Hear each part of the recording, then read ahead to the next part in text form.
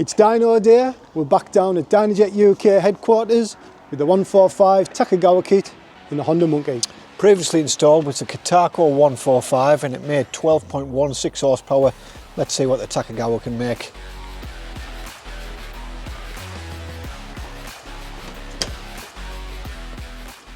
Morning Frank, how are you doing? Nice to see you. Good to see you. What's the plan for today? Right. So you know where you're going? I do. Get the bike unloaded. We'll get it set up on the dyno, and best thing if we run the bike as it is before making any changes, see where we're at, get some base runs, then we'll start the tuning process, optimise everything and see where we end up. Excellent, sounds good. Brilliant. Let's get on. See you around the back.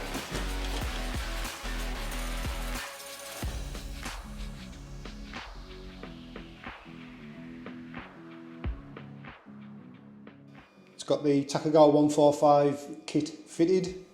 What's the plan? Yep, so we've got the bike loaded onto the dyno. Got the probe up the exhaust for to monitor the air-fuel ratio. We've got the PowerVision 3 connected to the computer, so we're streaming all the ECU data into the dyno software.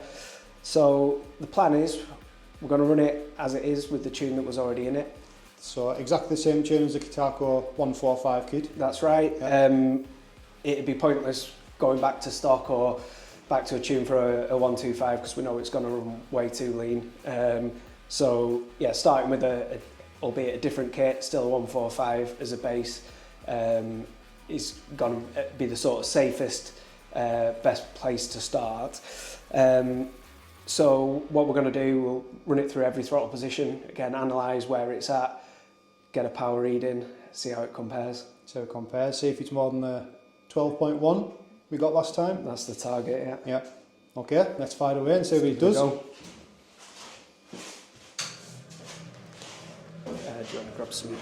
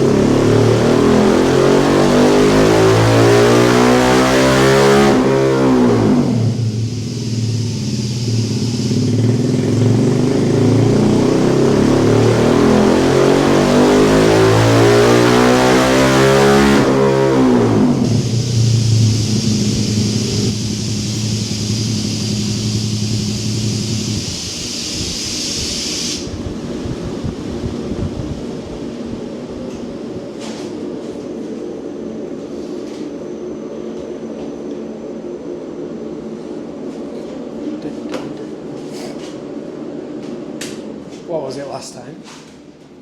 Can't remember, I'm too cold. It's cold, isn't it? So, So 12.16 well, yeah. previously, or is that this? Yeah, so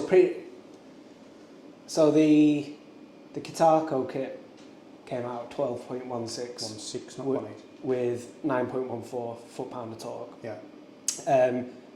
Obviously, we're running this on that tune. Yeah, just like So- for like.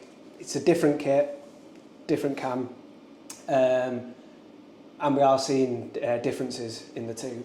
So straight away, without actually refining this and refueling it and setting it up perfectly for this setup, it's not a million miles away, but I'm seeing it from 5,000 RPM onwards, it's a bit rich on this tune. Okay. Power-wise, we're seeing this has actually got quite a bit more low down, And that's which is yeah, kind of tallies up with what I've felt with when what I'm you out felt on the on the road. road. It felt like it was pulling away quicker, but maybe not revving as easy.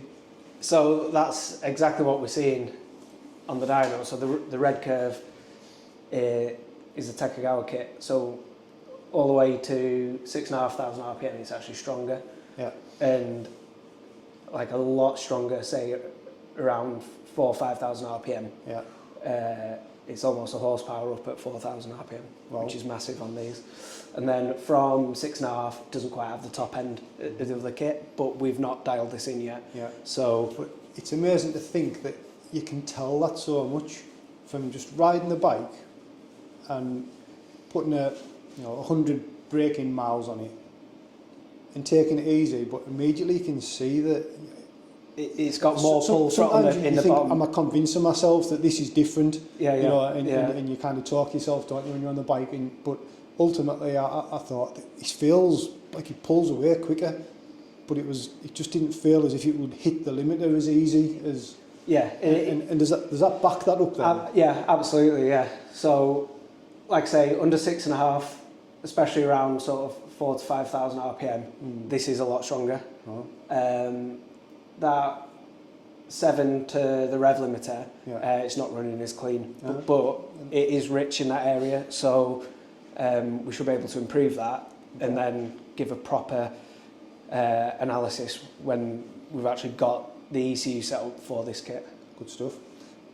Which I guess means, depending on the kit you're buying, you need the right map. You do need the right map, yeah.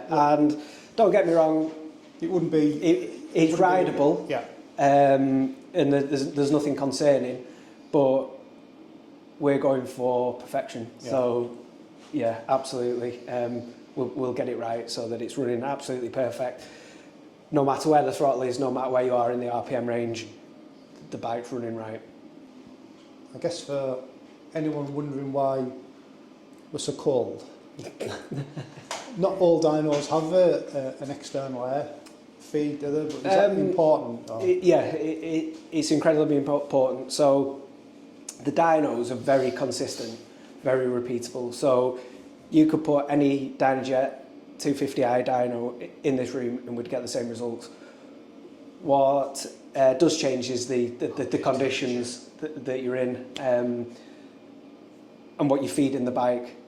Now it's important to actually for the bike to be taken in fresh air from outside. Cooler air though, it's just direct feed from outside. It's direct feed from What outside. was the temperature last time we tuned with the Kitaco?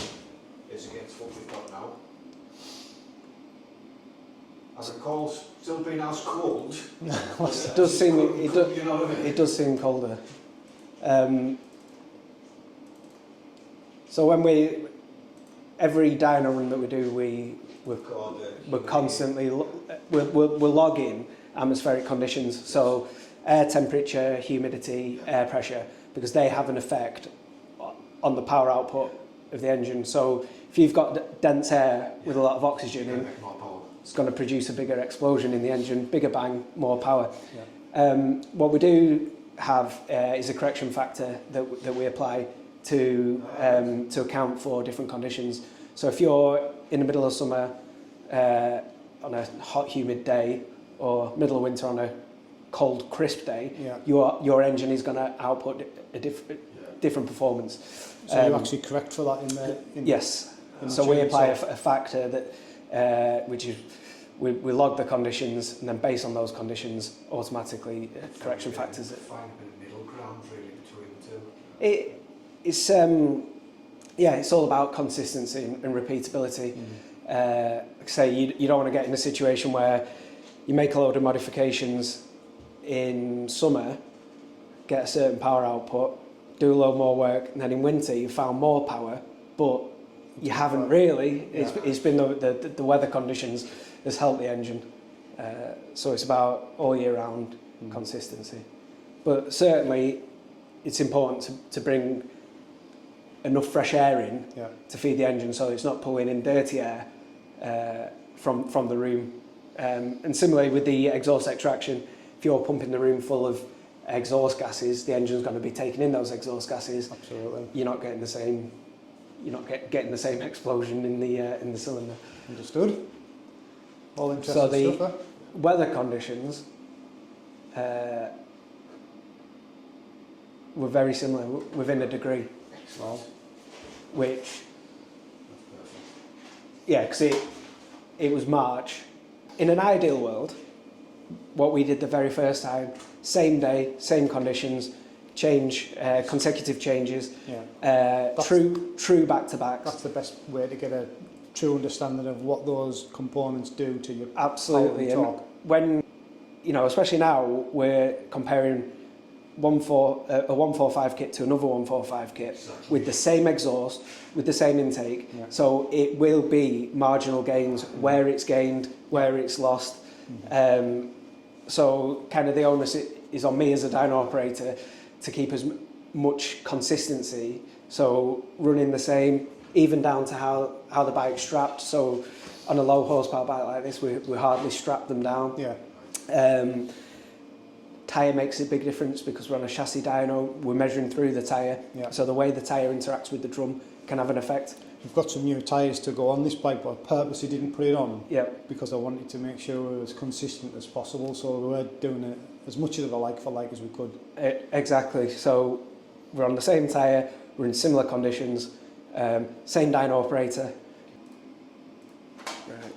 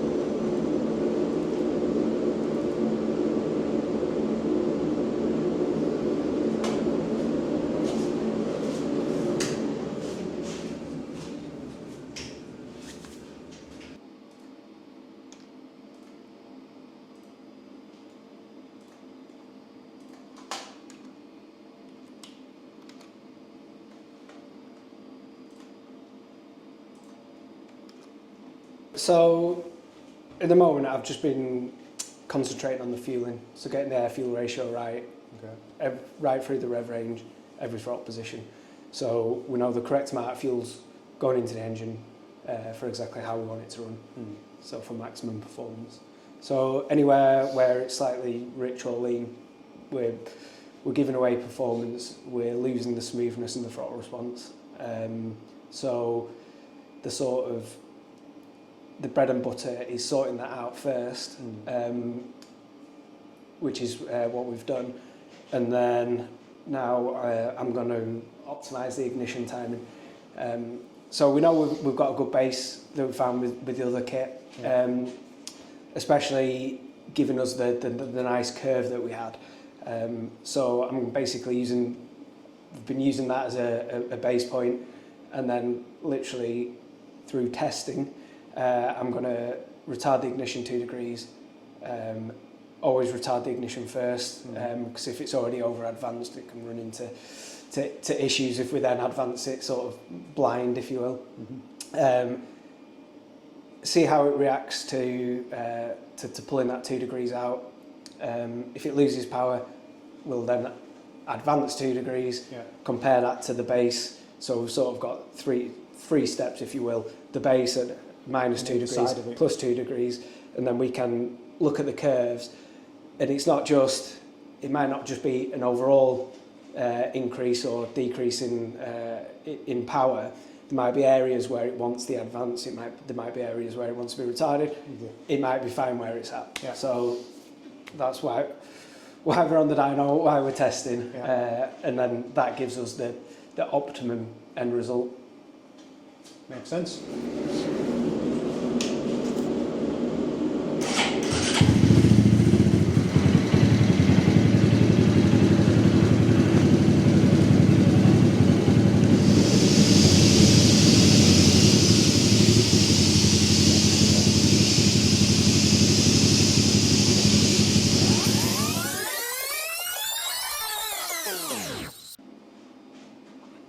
So is that one the minus 2 degrees? Yeah, so it's not as good and it's losing out at the top. Right. So we'll go plus 2 degrees. See what the difference that makes.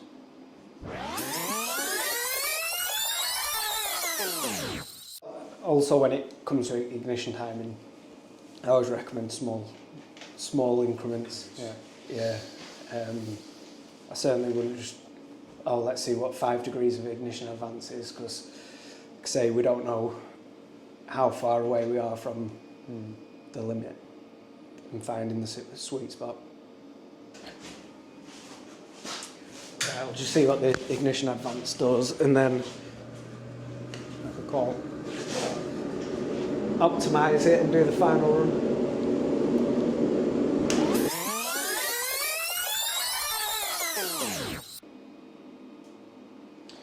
Thinking? Yeah, so you can see, so firstly, our fueling's absolutely spot on. So when we're comparing the power curves, we know that the fueling's not had an effect on that, so we are purely looking on the ignition timing. So the difference between the two runs, below 5,500 RPM, we've actually lost power advancing the ignition slightly. Okay. So we'll pull that back out, go to where it's making the optimum. Where the power's similar, we'll go to the more retarded figure. And then where we've got an improvement at the top end, we'll keep that ignition advance in there. So we're only talking a couple of degrees here and there, but we don't want to be 2 degrees over advanced when we don't need to be. We don't want to be 2 degrees advanced where there's no benefit to be in. And then where we have seen an improvement and it does want it, we'll keep that in. And so the beauty of being able to change the ignition timing at every exactly rev range. We've done a blanket change just for the means of testing it, because that's the quickest, easiest way, and then we can sort of cherry pick areas to build our ignition map. Clever stuff, eh? Which is what we'll do now, and give it one final run.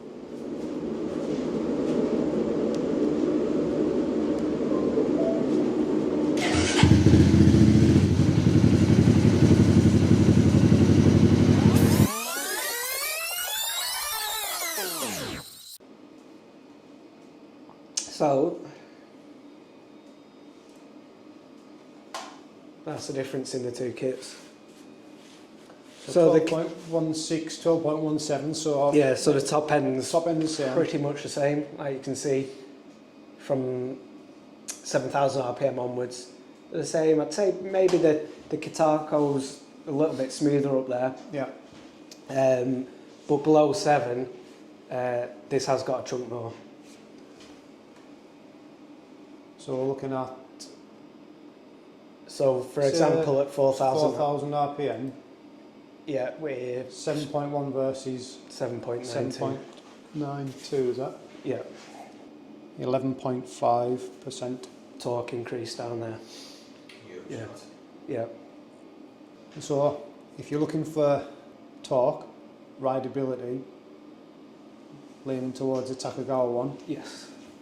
Absolute smoothness of peak brake horsepower, but splitting hairs, Yeah. Kitaco, if you can put up with the noise. Good analysis. Yeah. From the get-go, this has got a lot more go till 7,000 RPM, and then your last sort of 1,500 RPM, Kitaco seems happier up there, a bit smoother, but it's not really that much more power. So with this particular setup, is it worth us understanding what sort of speeds we're sitting at? Because if this is kind of everyday road riding speeds and this is breaking the speed limit, for example. So this was done in third gear, and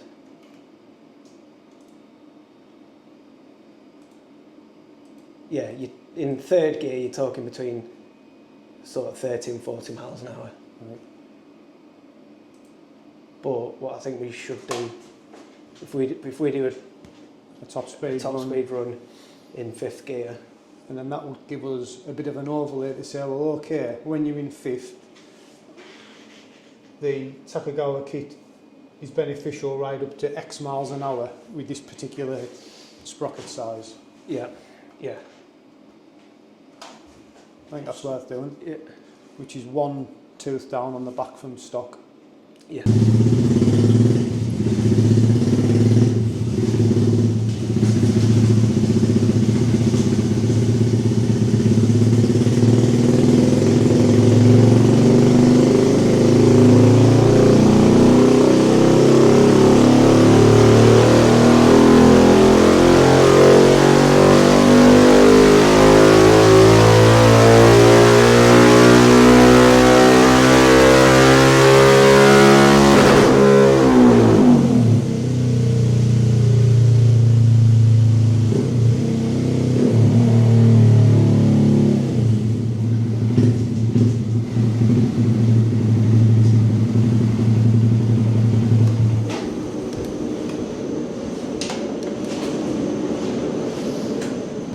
The issue with the reason that we do the power runs, say in third or fourth gear, is obviously, as we saw there in fifth gear, the run kind of takes forever, and because there's so much inertia in the drum and the way the tyres interacting with it, the actual power reading might be slightly different, and not as smooth, as you can see.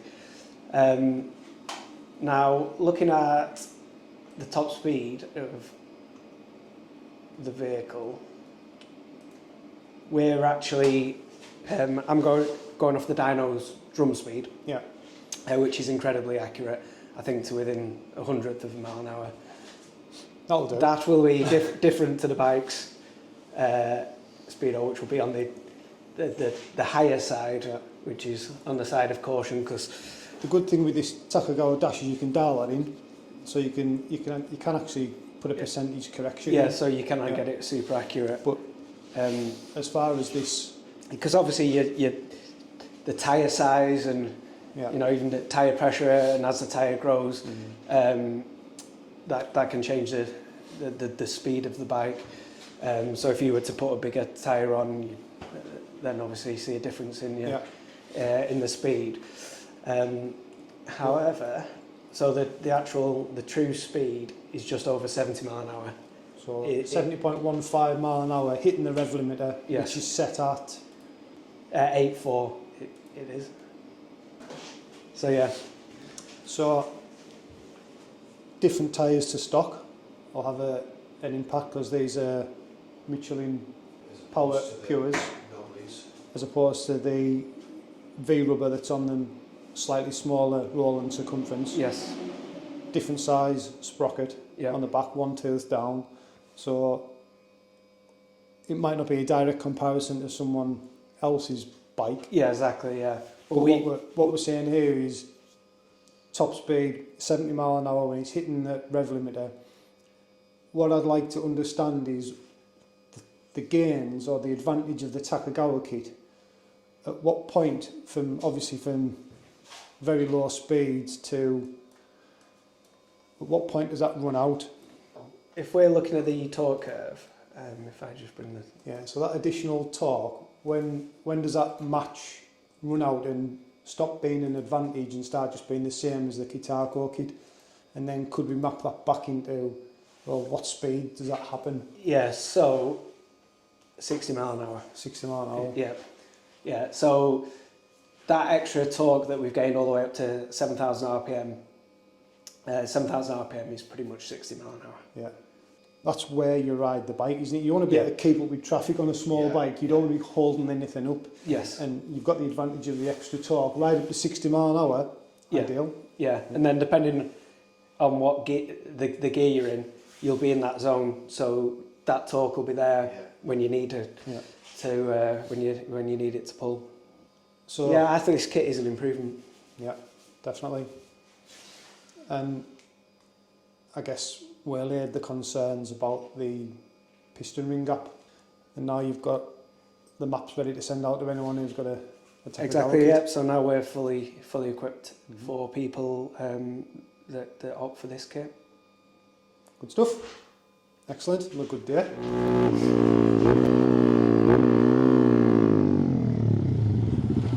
Wow, what a massive difference that 11% torque makes. You can really feel it pulling better from low down revs, so like for like, I think the Takegawa takes it on the torque. As far as top end, can't really feel any difference, so we'll call that one a draw. As far as the piston ring gap, well, although it's not in spec, it doesn't seem to cause any issue, and well, that dreaded Kitaco Rattle's gone. That said, if I had to pick one, Takegawa all day long. So that's another product video done. On to the next one will be the Takegawa 4 valve. So subscribe to the channel, follow that build. From now, that's all from Small Bore and More. Catch you on the next one.